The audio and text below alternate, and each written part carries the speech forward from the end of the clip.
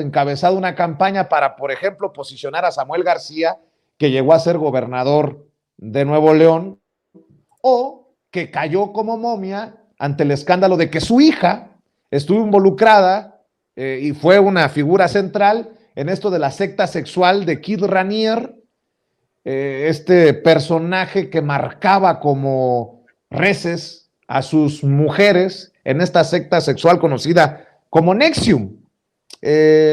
Tú dices, Toño, lo escuchamos porque aquí hubo un chingo de declaraciones muy cabronas. Vicente, la verdad es que también hay que mencionar que escapó del país, se autoexilió en tiempos de Felipe Calderón por la violencia en tiempos de Felipe Calderón, algo que nunca va a mencionar Junco de la Vega, puesto que ha sido uno de los principales apapachadores del PAN, el Reforma, y por supuesto de Felipe Calderón. Ahora, bueno, creo que desde el principio, desde que la corresponsal de Reforma, Erika Hernández, hace su planteamiento, creo que desde el principio es muy interesante conocer todo esto. ¿Por qué? Porque primero habla Zoe Robledo y, híjole, es que esto es lo que duele, ¿no? Exhibe abierta y claramente las faltas periodísticas de Reforma. Le dice, mire, con todo respeto, es una nota muy pobre, carece de rigor periodístico. Le explica por qué está mal la nota, ¿no? Y en segundo lugar, porque de ahí el presidente se suelta, ¿no? O sea, casi que le agarra el micrófono a ver, espérame, préstame el micrófono, ¿no? Y le dice a la reportera, pues pues, híjole, hay una complicidad absoluta precisamente del Reforma para la destrucción del sector salud, que ellos lo que querían como medio de la ultraderecha, medio de las élites, era establecer la privatización absoluta de la educación y de la salud. Y querían que la salud fuera un privilegio, no un derecho humano, ¿no? Eso se lo pone primero y luego le manda un mensajito a Junco. Yo considero que estaría interesante analizarlo desde que Zoé pues empieza a hablar de las faltas periodísticas hasta que el presidente comienza a exhibir y exhibir. No sé. Usted suéltelo, mi querido Toño, usted manda, porque aquí nos va a tomar buen rato desmenuzar todo esto para la audiencia de Sin Censura, porque a lo mejor a muchas personas no les quedaría claro lo que dijo el presidente sobre el periódico Reforma. Ya hablamos del ministro que quiere proteger, que quiere llevar el periódico Reforma a la presidencia de la Suprema Corte de Justicia de la Nación, que es el más ricachón y por obvias razones. Pero, a ver, suéltelo, don David. Gracias, presidente. El INEGI reporta que los mexicanos gastaron 7 veces más en salud que la inversión total que hizo el gobierno federal en este sector el año pasado. Me gustaría que hiciera una autocrítica del por qué la gente está optando por los servicios de salud privados, si esto deja o demuestra que los servicios de salud públicos aún siguen siendo deficientes e insuficientes. Y si ante este panorama usted había prometido un sistema de salud similar al de Dinamarca, le falta menos de 2 años, ¿usted cree que se pueda cumplir esa promesa y para cumplirla, qué es lo que se tiene que hacer? Esa sería la primera pregunta. Gracias. No, mire, vamos avanzando mucho. ¿De qué medio es usted? Erika Hernández, de Reforma. Bueno, ahora mismo, ¿por qué no vuelves a informar sobre en los estados donde está el IMSS Bienestar, cómo se está incrementando el número de consultas y de atención a partos y todo? Porque lo acabamos de decir. Sí, presidente, pero sí, en una manera general, el sistema de salud, de manera general, no vemos que esté cumpliendo con lo que usted había prometido. Sí. Primero, si me permite, señor presidente, si podemos poner esa justamente.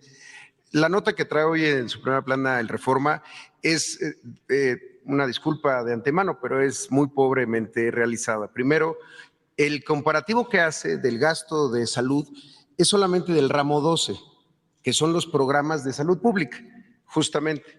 programas que se dedican a intervenciones a la población en su conjunto, los programas de VIH, los programas de salud sexual y reproductiva. Ese no es el presupuesto, ni remotamente es el presupuesto del gobierno federal en atención médica. Y luego compara, pues la pude revisar en la mañana, lo que hace suma dos conceptos. Uno, de la atención de cuidadores en casas y hace ese cálculo, y después hace un cálculo también bastante forzado respecto a cuántas personas derechohabientes del Seguro Social que no utilizaron los servicios del Seguro Social, asume que se atendieron en el medio privado. No todo mundo se enferma, afortunadamente, en el país. Hay muchos derechohabientes que efectivamente pueden pasar mucho tiempo sin utilizar servicios de atención médica, consultas, estudios de diagnóstico, porque no se enfermaron. Hay quienes, desde luego, pueden estarlo haciendo en el medio privado, pero es un número mucho menor. Entonces, la verdad que la nota cuesta trabajo de pensarla con un rigor periodístico a partir de comparar cosas que no son comparables. El ramo 12 específicamente, el FASA es otra cosa, que es el fondo donde están las nóminas, eso no se contabiliza, en donde están la operación de los hospitales, donde está la operación de las unidades de primer nivel. Entonces, lo que toman es solamente un pedazo, uno de los ramos, y asumen que es el ramo de salud, el ramo 12. Efectivamente, así lo dice el presupuesto, pero no es el único, no es la única fuente de financiamiento del sistema de salud. Ahora, esto es mucho más evidente. En estos casos, en donde las consultas de medicina familiar prácticamente no existían, porque la medicina familiar es parte del modelo histórico de la seguridad social en nuestro país. Son médicos especialistas, los médicos familiares, no son médicos generales, que pueden ver una amplia gama de padecimientos y que hoy incrementaron en 23% sus consultas. Este tipo de consultas eran las que en el Seguro Popular o no existían, o simplemente no existía ese servicio, o efectivamente se iban al medio privado. En el caso de las consultas de especialidad, peor aún, porque en las zonas remotas, estas consultas de especialidad están generalmente en las áreas de consulta externa que existen en los hospitales, en los consultorios que están en los hospitales, no se atendían con médicos especialistas tampoco, eran consultas de medicina general. Con el programa El Bienestar, hoy se tiene cobertura para que la gente pueda ir a la consulta de especialidad, no solamente en las especialidades troncales que hemos detallado, ginecología, pediatría, medicina interna, ya también trauma y ortopedia o cirugía, sino en muchas más especialidades, cerca de 52. Esto también era lo que o se cobraba en las cajas del Seguro Popular, o se iban al medio privado, o simplemente no ocurrían esas consultas de especialidad, y entonces se tenía que esperar a que ya el estado de salud fuera deteriorándose y quizá tuviera que haber una intervención de otra naturaleza. Y las cirugías, exactamente lo mismo. Entonces, este incremento de cirugías que no fueron al medio privado en estos 9 estados en donde estamos avanzando, demuestra que con la eficiencia de los recursos y con verdaderamente una intervención que atiende la salud no como una mercancía ni contabilizada solamente de manera financiera como era con el Seguro Popular, se puede hacer más con los mismos recursos. Pero además de eso, el gasto que planteamos aquí de más de 5,000 millones de pesos solamente para la adquisición de equipo que no se había adquirido en muchos años y para la rehabilitación de unidades que no se habían rehabilitado ni atendido durante muchos años, pues es lo que permite tener esta productividad. Entonces, ¿cuál sería la autocrítica o el calificativo que ustedes mismos se dan sobre los servicios de salud? En el caso del IMSS, vemos clínicas donde en el servicio de urgencias hay gente que está hasta 3 días sentada en una silla de hierro en el piso. ¿Todo eso para ustedes no es parte de la eficiencia? ¿O no, cómo se califica tiene todo esto? Y preguntarle al presidente, insistirle si se cumplirá su promesa del sistema de salud como Dinamarca. Gracias. Sí, nada más, es bien importante esto que usted señala. 3 elementos contribuyen a que se tenga la necesidad de seguir invirtiendo. El primero es los 30 años de desatención a la atención primaria de la salud. Es decir, todo lo que se ha defendido sistemáticamente deja de ver que México en 30 años se convirtió en el campeón en enfermedades que se pudieron haber prevenido, en enfermedades crónico-degenerativas, obesidad, diabetes, dislipidemias y demás. Esos 30 años de régimen neoliberal que se defienden con tanta vehemencia, no se toma en cuenta que fueron los años donde se incrementó y se cambió en la atención médica, se hizo un giro y pasamos de atender atención ginecobstétrica, enfermedades de contagio o accidentes, a atender enfermedades que se hubieran podido evitar. El 45% del gasto del IMSS es enfermedades crónico-degenerativas. ¿Cuándo ocurrió este incremento? En los 30 años de este periodo. Segundo lugar, por la falta de inversión. Por la falta de inversión en la atención médica. Es que tenemos hoy una situación de insuficiencia para poder atender, a pesar de que se han incrementado el número de contrataciones de personal médico. Porque ese es el tercer elemento, la falta de formación de médicos especialistas en términos de la necesidad de los propios sistemas de salud. Eso es verdaderamente criminal, que durante 30 años no se hayan formado los médicos suficientes para los que iba a necesitar el mismo sistema de salud. A eso súmele la pandemia. Entonces, creo que hay razones que explican esto y acciones que están intentando corregir. Entonces, Gracias. digamos, superar esos 30 años, ¿cuánto va a llevar? Y si se podría, o qué es lo que se podría lograr en menos de 2 años. Gracias. El año próximo, a más tardar a finales, ya tenemos un sistema de salud pública como el de Dinamarca. A ver, déjenme entrar aquí, compañeros, para escuchar la opinión de Toño, porque Toño, pareciera que con mucho respeto para la colega, la periodista corresponsal de Reforma, va a provocar una respuesta, pero me llama mucho la atención que la pregunta lleva un sesgo como si hubiéramos tenido con Peña Nieto, con Calderón, un sistema de salud pública como Suiza, y que desde el 2018 para acá lo arruinó Andrés Manuel López Obrador y lo dejó en niveles paupérrimos, pobrísimos, diría Claudio X González, y bueno, con la mano en la cintura, pues pareciera que recriminan, gritonean, exigen.